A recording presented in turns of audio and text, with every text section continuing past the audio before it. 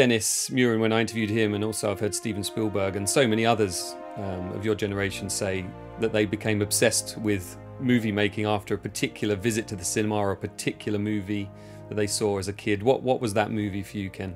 Well, it must have been, because I've always thought the same thing, which was The Seventh Voyage of Sinbad, Ray Harryhausen's film. Of course, he didn't direct it, but no one even knows these directors. It's always a Ray Harryhausen. Yeah.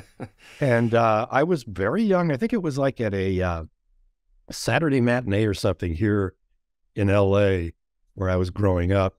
Went down, and I don't know what the double bill was, probably some horrible thing, but it came up, and I didn't know what I was watching. You know, I just had never seen anything like it, and it seemed so real, and it just obviously never left me. I just was obsessed with it.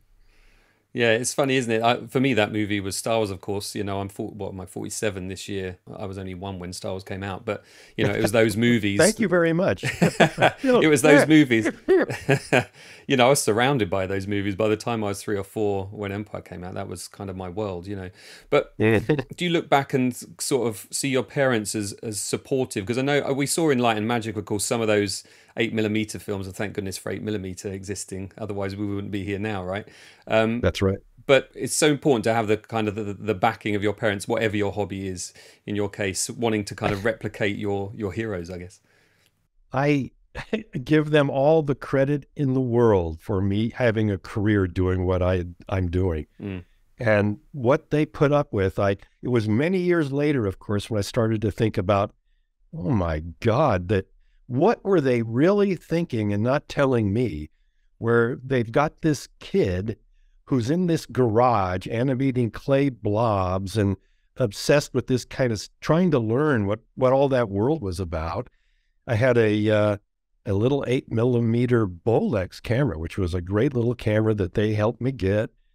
And it's like the one film I had done with a friend of mine, Glenn Anderson, was The Bounds of Imagination, which I believe there's a piece of in the ILM doc. And one of the scenes, which I'm sure they didn't use, but it's a psycho. We were just trying to cover a lot of different sort of genres in this attempt to do anything. I mean, we were like 14 years old, and we had a maniac on the loose scene, and it was like chopping stuff up, and we had blood flying in my folks' garage.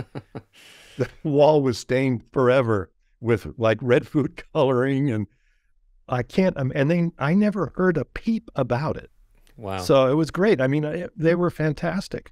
I think sometimes I like to pretend my parents weren't involved in, you know, what I would become. But, you know, when I look back, they bought me a camcorder when I was in my teens. I was into cars. My dad was into his cars. And I work in motorsport TV now. I mean, it couldn't have been more obvious. Did your parents come from any background that was interested in film or any? Absolutely not. My folks had no connection to that world whatsoever.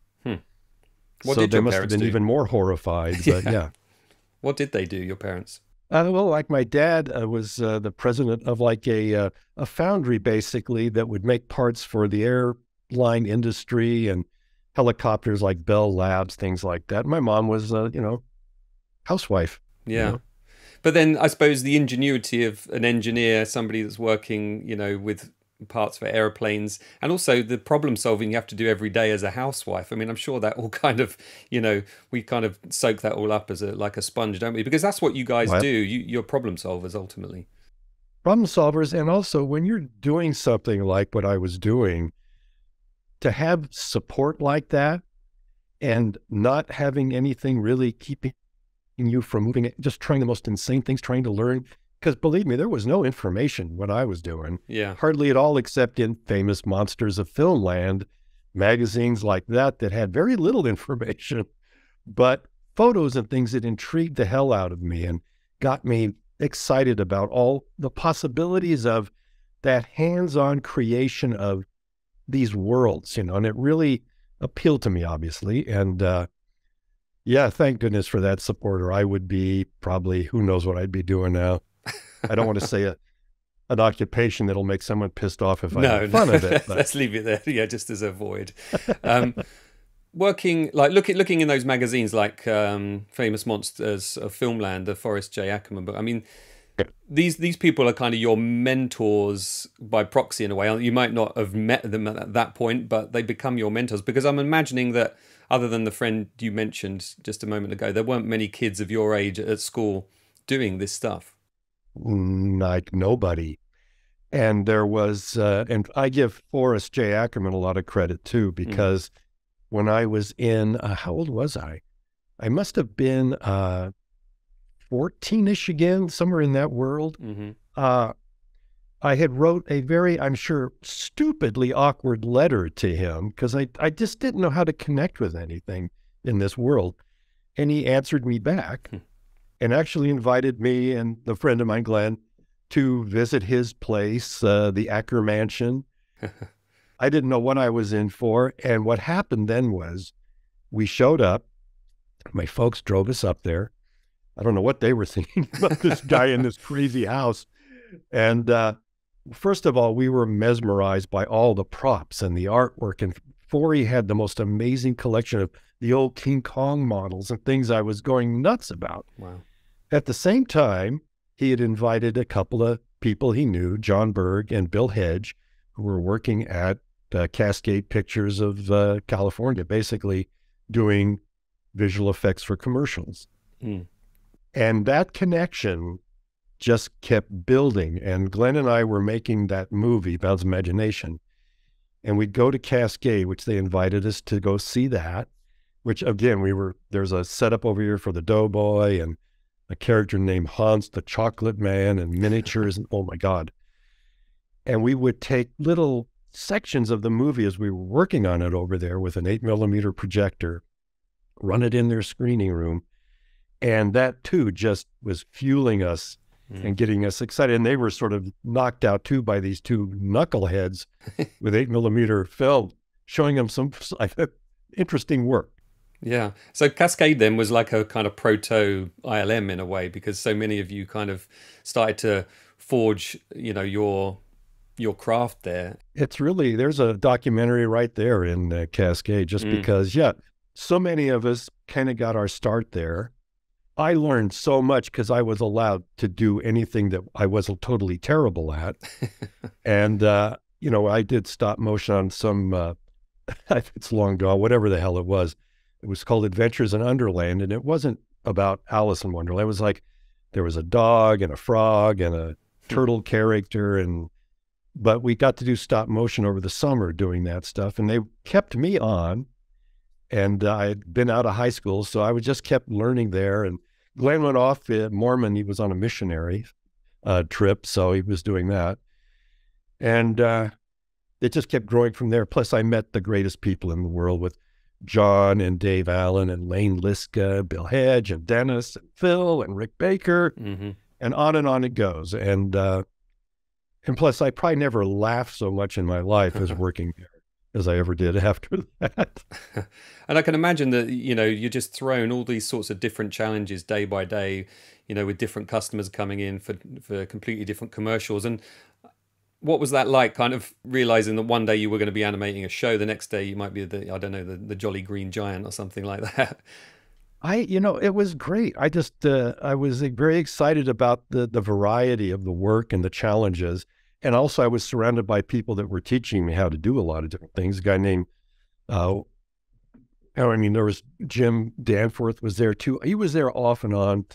Tom Sanamon, who was just getting into the stuff and building armatures for odds and ends there. Just amazing work being done. And we were struggling all the time because, the technology was almost non-existent. And just doing, building stuff out of Bondo and styrofoam. But I learned a lot. I had a blast. And for years, just was able to kind of, I guess, hone my craft. And I guess that's what I liked about the ILM when I got there, is it allowed me to, once they knew who I was, certain things I was good at, to keep growing, to do some designing or sculpting or even puppeteering, besides the spaceship stuff or anything else. Yeah, it's nice that that kind of attitude carried over into ILM. You talk in the documentary, and you know, when I've spoken to a few of your colleagues, they talk about ILM being a place that there weren't necessarily defined boundaries. You could cross a boundary, and you could, you know, I spoke to Yeah. Nilo Rodis Jamiro, who, you know, on Empire was industrial designer, and then on Jedi he's a costume designer all of a sudden. That's right. Yeah, and is No, it that was something that you, fantastic. yeah, that you enjoyed being able to do? Because it could be daunting to some people, I'm sure, to realize that they could be moved from one department to the other. But you enjoyed that I can, crossover. oh, I loved it. In fact, I sort of thrived on it because I guess I get bored really easily or something. But there was always challenges, and we were always pushing the envelope. So it wasn't like, well, I'm going to go do that again. And I guess we could have had that attitude, but then you'd never hear of us. So we all were always trying to push envelopes. Plus, there was that great cross-pollination between all of us. Such a talented, weird group of people that got together and became friends and learned from each other and just kept building and growing like that. It was very unique. It was great. Before you kind of took that leap from Cascade over to ILM, had you kind of already started to work out what your particular forte was within visual effects, or were you just kind of a jack of all trades at that time and that came later? I don't think I ever really thought about it. You know, I kind of had my hands into a lot of stuff. I was intrigued by a lot of it, was intrigued by a lot of different movies that use different visual effects, and also just monster movies and ridiculous things like that. And makeups is actually how I really first started getting interested in that world. And so, of course, later got to be friends with Rick Baker, and what an odd collection of people to meet, and just loved every one of them. You know, it was great. So would that be the kind of Dick Smith kind of makeups you were looking at as a kid and kind of striving I was to... looking at anything available. But yeah, Dick Smith, since you mentioned him, he had come out with a book that Famous Monsters put out on makeups that you could do at home. So I tried a lot of those, you know, and it was fun. I don't know why I was interested in all this make-believe stuff, but yeah, it was a great magazine and had simple stuff for young kids to try with grease paint stuff. And then it had like sections, I guess. I don't remember exactly, but I guess as you got older, you had harder things to do. Yeah. But yeah, it was just one more thing to keep fueling you, you know, to get that fire going for me.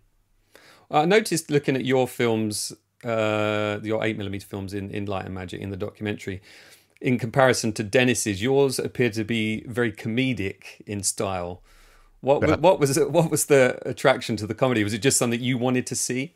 I guess that's just things I like. Yeah. I mean, it was, why do something? I mean, I guess the Maniac on the Loose would have been the only serious thing we tried. But most of it is all for laughs because it's more fun to do when you're out there doing it. And we're laughing and goofing off and coming up with ideas. And Glenn and I would switch off on, okay, I'll do the next idea. And then we present that to the other person. And then he would come up with an idea. And so we kind of mixed and matched the different areas of this knucklehead's life during a day where he imagines all kinds of different things. So all it did was give us an opportunity to try whatever we wanted to. Yeah. Yeah. And I'm imagining that kind of the culmination of actually seeing it, having it back from the lab in a couple of weeks, you know, it was fun, but it was kind of over and done with, and you're on to the next project, I would imagine. Well, also, I mean, that's a world like people don't even know about now, which was, you know, it's a 50, or it was a 25-foot roll of 8mm that they would split down the middle because that's such a small image. So you had 50 feet of this stuff. It would come back on a little white reel, and the excitement and the terror you would feel if it didn't work, you know, because we were doing stuff. We had no idea if it was going to work or not. Come back, get in the room, shut all the windows off, put the film in, turn it on, and very exciting stuff. And then eventually when we finally finished that thing, over a year between school, we showed it in a lot of classrooms and stuff. And once the word got out, I can't even imagine how many times we showed that thing. And that was pretty fun too, to get that kind of response from a little group of people. And anyway, it was all great. Did you get any other members on board that kind of wanted to get involved, or was it very much They were No, it was spectators. really just Glenn and I, and then occasionally like my cousin Paul showed up and helped us out on a few things. And it was a pretty small, contained little unit with us. Plus, I think we were the only two people who knew how to do any of this stuff. So we just kept it that sort of contained so we could achieve what little we were achieving, but it was fun. Yeah, I didn't speak to Phil Tippett yet. I'm hoping to at some point, but I heard him say something about those early days of, making some effects in camera, sending them off to the lab. It was a bit like learning to play the piano where you pressed a note but didn't hear it for 2 weeks. That's perfect. Yeah, it's a good way of kind of visualizing that, because today we're so used to just try it, undo it, try it again, Control Z. Yeah, it's immediate gratification now. And yeah, we had to wait. And then you're off doing other things or planning the next thing. And then, but when you would get something back, like if we try to split screen with something, I mean, this is done in such stupid ways. And it worked. Oh, boy, that was really thrilling. And then I guess, yeah. Well, I was just going to say, I guess what it means a lot to me, because the work should always be that. I don't care how it's created or what the setup is, how you build, how you work with a group of people, even in this crazy new digital, insane, global way of doing work. Anything you can do to give some authorship to everyone who's working on these things, and there's so many now, it's a difficult thing to do without just having them be beaten over the head just to do the same thing over and over. That thrill and that ownership of anything in it is really important. Yeah, I've spoken to a couple of VFX supervisors, and I've always asked them the question, jumping ahead now to kind of the digital realm. I'm sure we'll jump back to the analog realm again, but how do you, as a supervisor, manage to keep everything kind of cohesive on the films of today when shots can be made across the world by potentially thousands of people now? Very different cohesive. To when you were starting out. Yeah, how do we do that? Oh, sometimes we don't do it. Yeah. Well, I mean, the technology, I mean, the way it's split up, I won't bore you with the whole thing because you already know it, but, you have your department heads or people that I'm dealing with as the supervisor of the world kind of work being done, split all over the place. And you sit in this is what I don't like about it, because in the earlier days, in the early ILM days, we all knew each other. We actually worked face to face, human being to human being. It's crazy. And there's a language that cannot be explained besides you're talking and you're showing stuff. There's a lot going on between 2 humans, 3 or 4 or 20 humans that goes beyond that. And it's just that connection. So now you sit in a screening room somewhere and everyone has their time with you. It's all video conference calls and everyone's lined up. You have to only deal with the main people you need to deal with at different facilities. They're the ones that then take the work and spread it around to the people around. Although some places will connect everyone to the screening room stuff if they want to hear it. You hope they would. Yeah. Yeah, I just can't.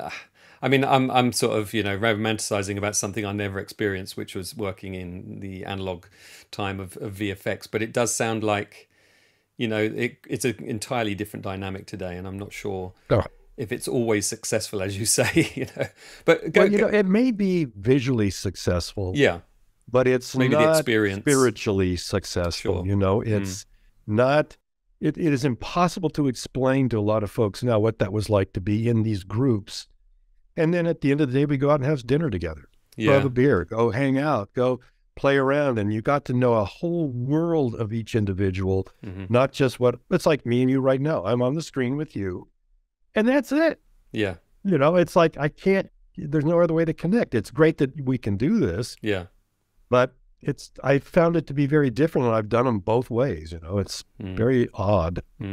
Yeah, I've traveled the world for 2 decades working in motorsport, in Formula One motorsport, as an editor on site with all the camera operators, all the sound operators. And since COVID, I'm now in a hub like 20 minutes down the road from where I live. So instead of going to Australia and Montreal, or Melbourne and Montreal, I'm now in a hub. And I miss that kind of interaction. I miss that, being able to put my hand on someone's shoulder and, talk to them and go to lunch with them and talk things over, and rather than just waiting till that moment you've booked a meeting or that you're on air to talk about things, and well, something's despite lost. how much we may not like it, we are human.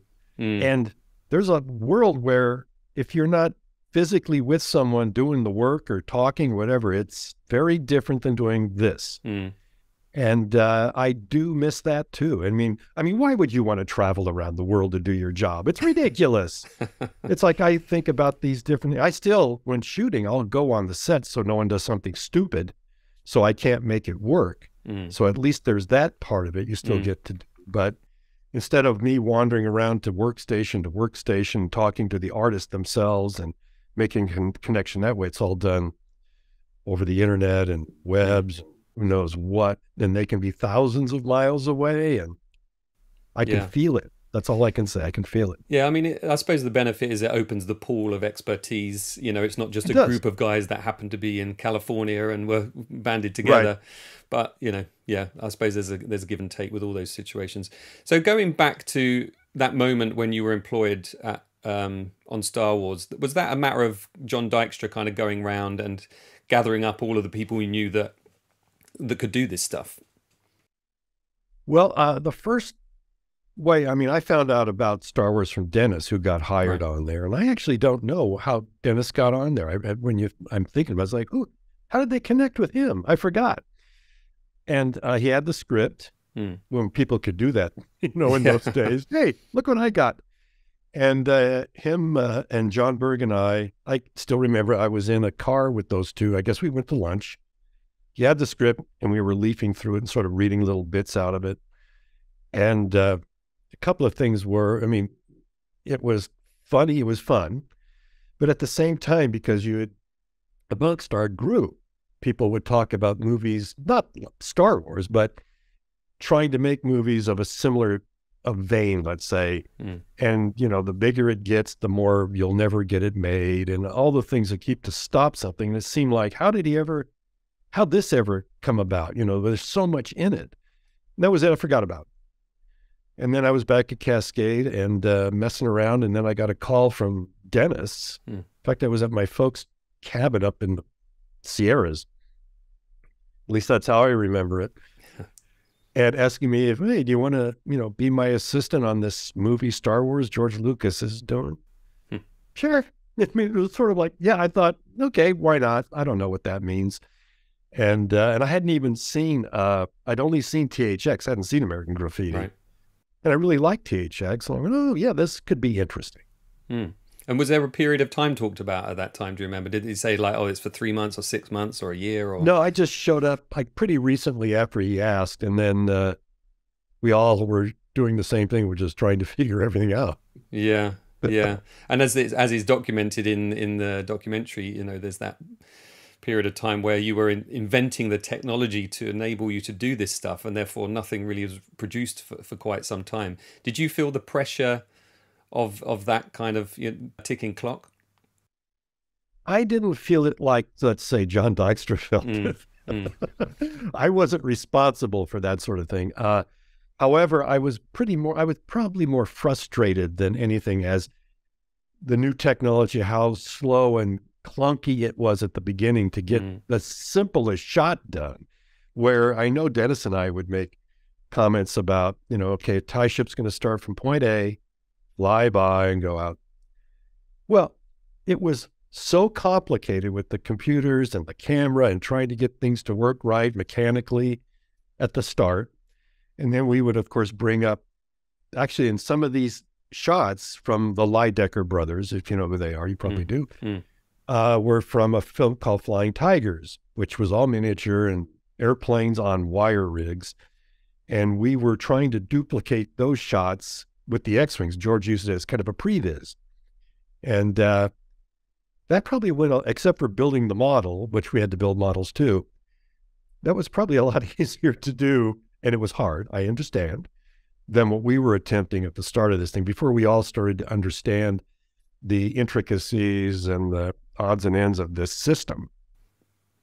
Yeah, I can't imagine the complexity of it. I mean, I remember that documentary, How to Film the Impossible, where Horizon It was shown on a thing called Horizon here in the UK, where you were interviewed about Return of the Jedi, and you're talking about the shots of was it SB-19, I think it was called. That shot, everyone will always bring that up. Yeah, and it still kind of baffles me that you could understand the trajectory of each ship, the scale that it had to be, how one would interact with another, and if it was going to cross paths with another, given the technology that you had at the time. I mean, a lot of this stuff you kind of have to hold in your head, right? Is that right? Or was there, you know, I mean, obviously drawings and diagrams and mathematics, but a lot of this you would have to hold in your head. You have to hold it in your head, and I also do a lot of doodling, drawing, sculpting, things like that. So I must have a certain facility for, I guess, hanging on to certain like images and images like in a 3D space, things like that. And at the same time, you have to make it dramatic and cool and fun and all that sort of thing, even though you're only doing so-called, just these spaceships and stuff. But there are ways of, making it a little more exciting and fun and nifty looking. And so you have to do all that. But there's a lot of the other stuff, the awkward technical nonsense you had to do with our system, which was so primeval. But we made it work. Yeah. How did that kind of technology develop through those first 3 Star Wars movies? The complexity of the shots definitely increased. Did the technology itself increase to kind of keep up with the imagination of George? In a weird way, that's an interesting question. I don't know if the technology improved that much as our familiarity with the different mechanics of the different cameras. There was the Dijkstraflex, I guess by Jedi. I don't remember when the Moose Flex came in, but it was a longer tracked, bigger version of the Dijkstraflex. And I think for me, because I have the personal experience of learning the joystick, trying to figure out how to create each move of the ship as a separate axis, which is really, I don't recommend it for anybody. So you have like the ship's going to come in, do a turn, and take off. Okay. I guess the first thing I do, the main dramatic point of this thing, it'll be the distance it travels. So, okay, I'll do a static ship doing nothing, traveling from point A to point B, and we do a track down. And maybe I'll move it around in the frame so I know, based on the graph I've made, where it has to be. Back it up. Okay, I'm going to go to the next little pot of this little information on the joystick, and now I'm going to do the pan and tilt. Okay, no, that didn't work. No, that didn't work. Okay, I think I got it. Now I'm going to back it up. Now I'm going to do the roll. Now I'm going to do the spin. And it all has to awkwardly come together and look like it's just a single quick move, and off you go. So at the start, it was horrible. And by the time Jedi came along, it was second nature to me to be able to do all that stuff. It wasn't easy, but it was certainly a lot easier to come up with. I knew how to feel my way through it. Yeah, the trial and error of it all, I guess. And did those computers ever crash? Did you ever get like no, sure. way down the line to getting everything kind of ready, and then you had to start from scratch again? I can remember on Empire, I was doing a shot with the Millennium Falcon, and I was on the night shift because we only had so much equipment, and I would do stuff at night after Dennis and the group would leave. Sometimes I'd take over shots he was in the middle of. Most of the time we tried to split it up more distinctly than that. And I did the whole thing. It took hours. The Millennium Falcon's flying. There it is, doing all this stuff. Okay, let's shoot this thing. And there was a power outage. Came back on. That was the end of that. Ugh. So I don't think I stayed to finish it that night. I think I wrote one of my night crew notes to the day crew, probably going on a rant about losing all of it. And then you start over. There's nothing to do. And the way it used to be was you'd put cassettes into the recording device, little cassette recorder, and that was recording the data to do these moves on the Dijkstraflex. And, they could get stuck in there. It didn't happen a lot, but every once in a while it would happen. Yeah, I mean, once is enough. Was that like an audio cassette kind of cassette you're talking about, was it? Yeah. Yeah. Yeah. Just like an audio cassette. Click, click, a little, I don't know who made it. I showed my kids an audio cassette recently, and they had no idea what it was. I asked them to That's guess terrifying. what it was. Yeah. They were looking at it for like 10 minutes. They had absolutely no idea. They're teenagers as well. You talk about the long hours, you talk about the night shifts there, and it gets kind of unsociable working in the industry as well, I'm sure. But what is the attribute you have in your personality that drives you to kind of want to be able to go back in that next day and try that shot again? And I guess it's this kind of tenacity or determination you just have inbuilt. Well, probably bottom line is I probably really don't know. I think it's because I respect the craft. Mm-hmm. I think sitting and doing, mediocre work is a pointless exercise. And you see it all over the place in different businesses all over, just coasting, just coast through this. Well, none of us were there to do that. Mm. We were there to be the best. And I enjoy that because it pushes you as an individual to keep growing artistically, technically, any number of different things. And I think that's also why I like to get my hands into the designing of some of the characters or puppeteering, sculpting characters for movies, things like anything that is constantly growing as a creative person. And to be around another group just like that in their different fields was very exciting. Yeah, it seems that George and I guess, John were able to employ people of a certain kind of personality trait. It wasn't necessarily that they were into movies or into science fiction or right. Had a love for even the Star Wars movies later on. Again, talking about someone like Nilo, he said he wasn't interested in films, he didn't care for sci-fi, but he was an industrial designer. What they seem to be good at, George and his senior group, I guess, which includes you, is that you're able to bring in these people that kind of just have this passion to see. And you said it yourself. It's funny, Dennis uses the same words: neat, nifty, cool. Just want to see that moment when the shot comes back and you kind of get a thrill from it and a pride in your work, I guess. Yeah, pride in the work and plus we thought we were working on, and we were, some really fun projects that really needed to be, like, at least for our area of it, as good as possible. And that's why we were there. And it is interesting, though, when you're talking about it, all these different individuals, but there's something in our personalities deep down in our DNA. There is a similarity in an odd way that our interests that led us there all are fueled by kind of the same passion to be the best at that one area.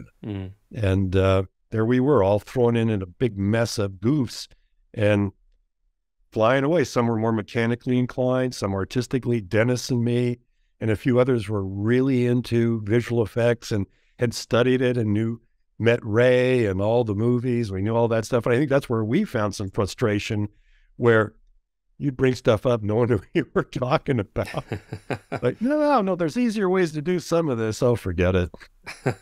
That's the other thing, though, isn't it? Is finding out the most economical way. And I'm not just talking about money, but in terms of time and effort as well to achieve the best result. And I think that example of, using a Polaroid of the Millennium Falcon, and George saying, yeah, cut it in, Yeah, it was, we did a lot of that in the analog days. Oh my God. But it was a lot easier. I did things on movies that were so funky and ridiculous, but if you know the craft, if you know the art of it, if you know human perception in a movie, you can start to save yourself some grief and do something so simple. Now, it sounds like it's a cheat and it's something you're trying to get away with. Well, it isn't. It'll look very cool, and it gives you an opportunity to do the really hard work, spend a little more time on it because it needs it to get that shot or shots to work. And we were all just constantly juggling things so you get the most for your buck, bang for your buck. And at night, I would have tie ships or whatever at one end of the track. The other end of the track, I'd have the Millennium Falcon. On the side of the track, maybe a couple of Y-wings or something, just static. And I would try to just cover all those bases in a night and get every element I could shot that in one night. And I did okay most of the time. But those little tricks and things and ways, I was going to say shortcuts, but that kind of infers that you're not doing it properly, like you say. But just finding a way to do it more efficiently. I guess that's the benefit of having that kind of collective experience and collective memory of all that, you know, that group of people that you had at ILM for decades. And it helped. I mean, I've always talked about the dumb things I've done, like put potatoes in The Empire Strikes Back. Everyone knows that story. And it's just, first of all, it's a ridiculous story to know, but it's also your perception of things in film. So it's like, okay, there's a whole bunch of asteroids flying around. And I used to just kind of joke with the model shop. These just look like potatoes, some of them, except you had to build it and paint it and do all this. So as a joke, I went out and got the potatoes and shot a couple of them for the asteroid scene. But it's not just trying to tweak everybody. It's also about, hey, look, this looks, what can I get away with? It looks just as good. I can save this, and then I can worry about what the Millennium Falcon is doing, because it's going to take me a lot more time to figure this out and light it and make it work. It's interesting that your sort of comedic ways come back into it. You know, oh, maybe I could use a potato. Yeah, it does, doesn't it? Yeah, I did a lot of silly things in the before a shot would start. Sometimes I would do something stupid, or I would shoot another version of something. I just remember doing a flight over one of the asteroid scene again. Must have really had it out for that scene. Flying over the miniature that the guys had built of the cratered surface, and that's where the hole is, where the giant slug thing is going to come out. So, hey, what do? I make a sock puppet of a ridiculous, stupid thing. We're flying over it, so at the end of it, that's what comes out of the hole. Then we shot the shot. Which ultimately was a kind of ramped up version of a sock puppet anyways. That's in fact, mine was better. Mine was funny, at least. When you work on a project, presumably in some cases, as your career went on from the very early stages, because you know you're a supervisor by this point, I'm interested to kind of talk about how the goalposts can change so much, and how the initial intention of a shot can change completely given, you know, time constraints and budget constraints and what's feasible. How do you go about sort of learning that flexibility, or learning to be as flexible as you need to be? Is it about having a bunch of options lined up to sort of offer to the director initially? Sometimes it can be that. I mean, most of the time, I think for me and some of the experiences there is, whatever the discussions have been with a director and the storyboards and the first concepts, you try to head down that path, at least at the start, because no one really knows how this is all going to play out. I mean, Robert Towne, who wrote Chinatown, I think, had called it rational noise at these meetings, where everything's going to work and it's all going to be great and we're going to move here and the location's over there, and none of that happens. It all blows up in your face. So I think the flexibility happens from first experience, and that only comes from being beaten over the head by things. And then when it occurs, you start to quickly figure out, based on what you know about what the shot's got to be, the technology available, your time frame, what they're willing to like put up with if you have to spend a little more money to make something work that is obviously not going to work now because of whatever reason. And it's an ongoing process too, and which is what film is. It's a flexible art that keeps shifting because there's a lot of people involved, all variables you can't even guess at. That's the thing, is you can't guess that most of the things are going to slap you in the face down the line. So enjoy the slapping, be a masochist, and then get past that. Don't feel it's a personal attack on you, which maybe in my early days, some of that is what it felt like. And try to make the best out of where it wants to go all of a sudden at the very last second. And it is frustrating, but you know, you can do it if you just hang in there. Yeah, you grow a thick skin after a while, I'm sure. You do. And you don't want it to get too thick, that skin, because then it kind of, I think, cuts you off of being bold about some of the things you still want to try and jump into, even if you think it's sort of foolish, because sometimes it pays off in really good ways. Yeah, I think that's what's always been amazing to me about what you did as a group at Industrial Light and Magic, is that you didn't kind of just rest on your laurels. You know, each new show would present new challenges and take you places you didn't know you were going to go. That must be both kind of exciting and daunting at the same time. It is, and it can be as different as, I mean, the example I would throw out is doing, the Star Wars movies and Star Trek movies, things like that, and Back to the Future, very different-ish. Yeah. And Back to Future 2, and then it's Roger Rabbit. Yeah. And it's just couldn't be more different. It was great for me because I am a huge fan of those early cartoons by the great Warner Brothers directors, Tex Avery and Jim. Yeah. And Chuck Jones, and you name it. And when that showed up with the intent that Bob wanted for it, oh man, that was a match made in heaven, I'll tell you that. And it was brutal, but it was great at the same time. So it keeps you going, keeps going. And when you see results on something that's finally coming together, it's a blast. And at least I always bring this up. There had one screening room at ILM at the time. First would go in Willow. Dennis was doing Willow. They'd be in there and we'd start to form outside the door and wait. They would come out.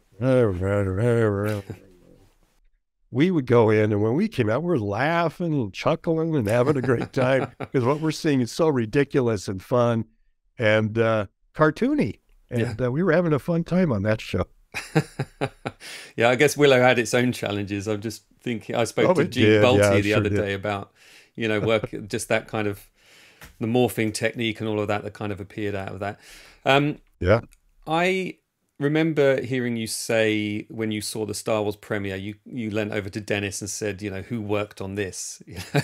And I think on that documentary I mentioned earlier where you said you looked at that Jedi shot or some of the shots in Jedi, you said, that's great, but what we did was a lot harder than that. Are you still able to kind of be astounded and surprised by the final cut of a film when it's all put together and you see it for the first time? Or is it more of a sort of relief that it's done? Well, you're right. I think as the years have gone by and as the way you do the work has shifted, it's more of a relief. However, when the film is well done and the music is there and the sound effects are there and it's the final polished piece, and let's hope it's a decent movie. Sometimes it's not. And you sit there and you see it without having to worry about finishing the shots or any of that, and you kind of sit back.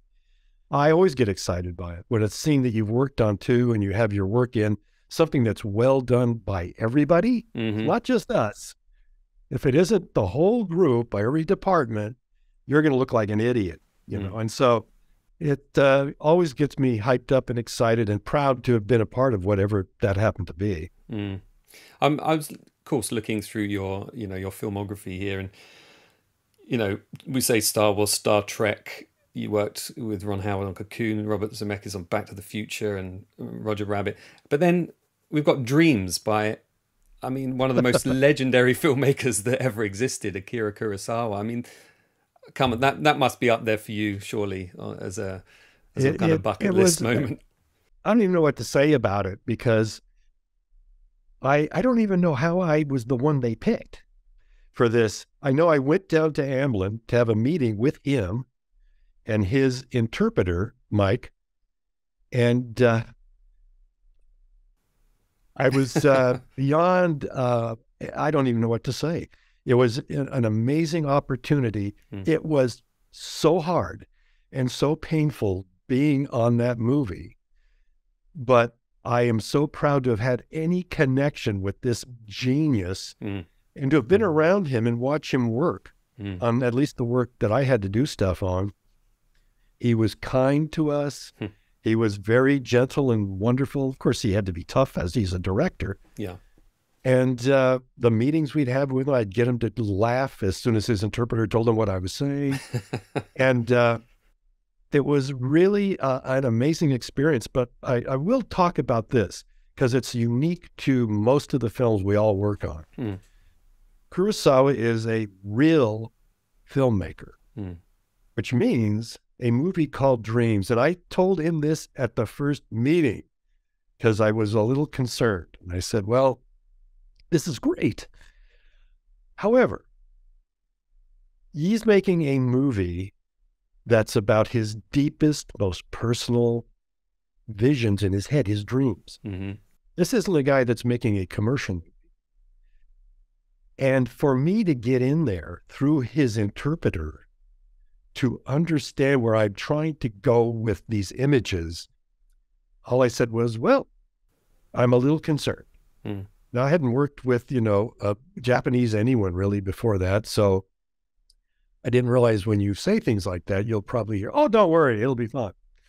Well, it wasn't really fun, but because I could not, it was so hard to crack that. I had shot so much footage. I wasted so much money. I'm sorry, ILM.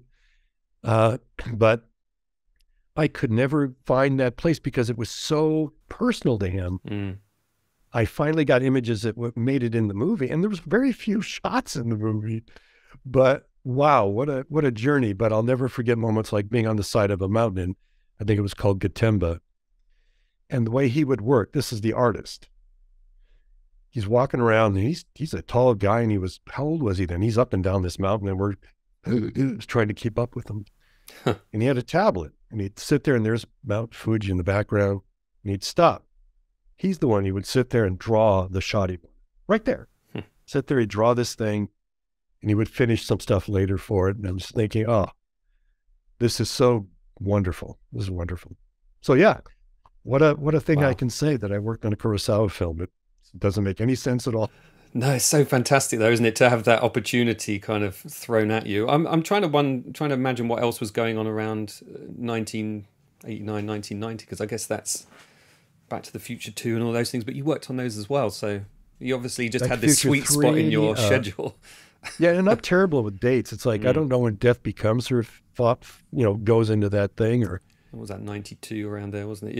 Yeah. I don't know. But Kurosawa, you look at some of those storyboards he did for for any of the movies like Kagemusha, just these beautiful, you'd gladly just put them on your wall. They're so vivid, so colourful, but trying to make something physical to appear in a film for this man that has such an amazing imagination. I mean, it's near impossible, but, pulled it off.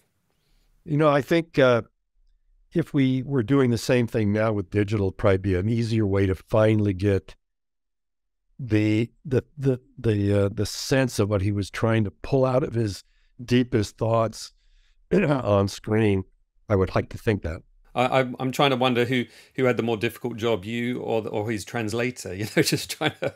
I think his translator, yeah, trying to get us to to understand what was going on there. Plus, it's just a different world when you're working with someone that is a real, truest artist in that sense that we were used to, really. And I'm not putting down anybody I worked with other than him. I mean, they're all artists in my book. It's just a different approach. Yeah. And one of your biggest collaborators, I guess, would be Bob Zemeckis. Did that come about when he was initially slated to do Cocoon? Is that right? Yeah, my first meeting with Bob was on Cocoon. And I think he liked how much I was willing to try to do the insane things he was coming up with, because that's what he does. And then there were issues with apparently his buddies at 20th Century Fox. And I know you're all part of Disney now, but anyway, at the time, they wanted him to reshoot stuff on Romancing the Stone, right? Something in a plane crash or something. So he wasn't able to do Cocoon. But that was my first meeting with him. So I get on Cocoon with Ron Howard, which was great, fantastic. But during that, Bob gets Back to the Future, and he wants me on that too. And I don't know how I did that, but I did both movies at the same time. Wow. It was a little tough at times. That was both in the Supervisor role, was it? Yeah. Yeah. Wow.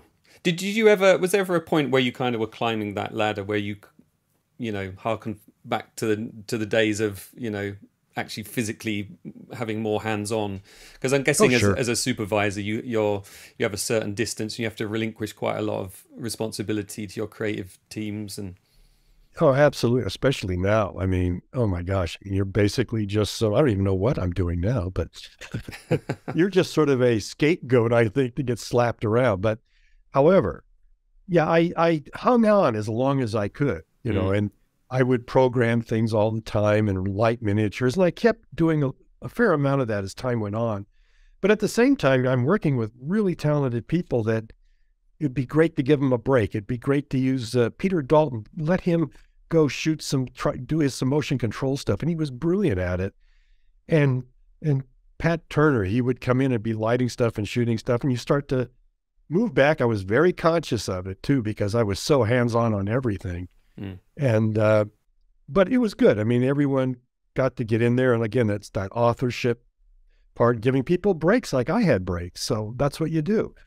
You find yourself in an odd position where you're at a point where you can help people out and move ahead. And okay, why wouldn't I do that? So yeah. When I was talking to Dennis, he was saying that, I think it was Steven Spielberg said to him, you know, if you can't make it look photoreal, just make it look beautiful. And that was a kind of mantra he had. Is there any of those that you have, that if I was to ask one of your team, what is it that you know, what's the kind of nugget of wisdom that Ken passes down? What would people say, do you think? Wisdom? I don't know if Ken has wisdom, but I guess it's to, just give it your best. Go in and try as hard as you can to get the thing you want. I suppose if you're not quite getting it, I mean, there's a lot of factors here. At least make it, and it's going to go back to what you said earlier, it's make it fun. Make it a fun, cool, nifty, to use that again, you know, something that is, maybe it's a little tweaked, and I can point at shots I've done that are like, I don't know, but they're fun to watch. And just do that. So the audience in the movie, if it has the mood, the tone of the film, you've succeeded. Okay, 2 final questions, because I'm aware we're reaching the hour mark here. Now, what do you think the biggest challenges are in VFX today? Trying to stay awake, I think. Well, because of the time zone, that's what you mean, the time zone difference. Oh, that's what I mean. Yeah. No, it's trying to, again, it's trying to keep a team feeling with people spread all over the globe, and trying to still, as a supervisor anyway, which is harder to do now, give it that thing that you want to give it, to get something of your voice in there. You're there for the director. Understood. They've hired you to do that, to take what they want and get it in there, and try to get it in the movie with hundreds of other hands doing it. And can be daunting. It can be a difficult thing to achieve. And as a final question, maybe with a little annex on it, how do you kind of understand yourself how ILM were able to make so many films, and films that you worked on, like, you know, if I just read the list to my listeners now: Star Wars The Empire Strikes Back, Dragon Slayer, Star Trek II, Return of the Jedi, Star Trek III, Cocoon, Back to the Future, Star Trek again, Golden Child, Who Framed Roger Rabbit, Back to the Future 2, Dreams, it just goes on and on. The Mask, Forrest Gump. Crazy. How did you and ILM manage to work on all these movies that are still such big cultural cornerstones? I mean, these are still movies that people are talking about today. I mean, my podcast is filled with people still, you know, I'm talking to people about those films, you know, films that are 40 years old, some are 50 years old nearly. How is that possible that you worked on all of those? I guess I was young and foolish. I was full of piss and vinegar. I don't know. It's first of all, we were all very lucky to be on projects that were really fun, cool projects to watch, whoever worked on it, and very well done. And we were working with other people in other departments again that were also giving their all. And I guess because of who the group was there, we were all friends and we all worked really well together most of the time. And it was that fire that somehow, I don't know how, I mean, you're asking me something I can't explain, which is, how was that fire constantly kept burning in us? I know we were all dedicated and wanted to strive for perfection and have fun at the same time. And we were in a place that offered us the ability to do that. And we knew it was a unique thing. And looking back, we really now know, all of us, when we look back at those days, wow, that was so special and so never to be repeated again, unfortunately. And I think it just kept us excited. Every day was exciting. And it didn't matter how many shows you were doing or what I was jumping back and forth on different projects. I think for me, it just kept me alive. It kept me thinking, and it was making me, challenging me to come up with solutions in the best way possible for directors and other people that I really admire and like working with. That's a great answer. And the final question then, Ken, is, and I asked the same to Dennis, about, have you ever thought about making a book about your career? And at that point, Dennis went under the table and he lifted this huge manuscript up and said, well, it's here, but I haven't quite done it yet. Have you had any plans to do something like that? Here's mine. It's just one sheet of blank paper. No, No, I have not. Every once in a while, someone will say, and it's like, really? I can't imagine that being anything. It's so, I just don't feel that way about it. I know Rick Baker's come out with a great book. Phil just came out with a book. Dennis has been working on his book for a while, so he better just come out with it. Yeah, yeah. Me, I've never tried, never even gave it a serious thought. Yeah, I think you maybe underestimate the interest that it would have. I think people would be very interested to hear that. And these days, you can just dictate to an author, and then you won't have to keep doing podcasts to idiots like me. Hey, these are the fun things, A book just sounds like a bore. Yeah. All right, Ken. Well, thanks so much for your time. I really appreciate it. I really enjoyed talking to you. I enjoyed talking to you too. It was fun. Thanks.